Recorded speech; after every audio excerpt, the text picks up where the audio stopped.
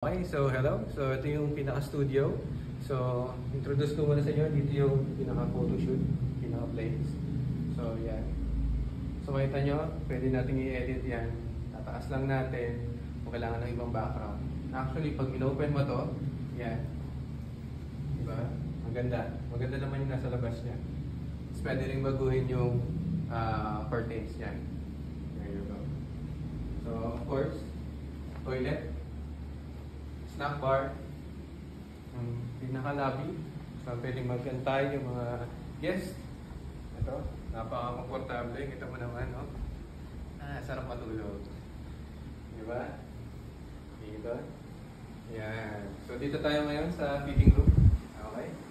So ito yung pinaka-fitting room, of course. Yan, kung gaano. Dito yung lugar na yan. Dito nabubuksan siya. So dito, tatayo yung bride. Yan. So, makita nyo rin dito kung ano yung mga clothes na gagamitin. And then, makeup spot. Yan, dito. Ganda nitong lugar na to.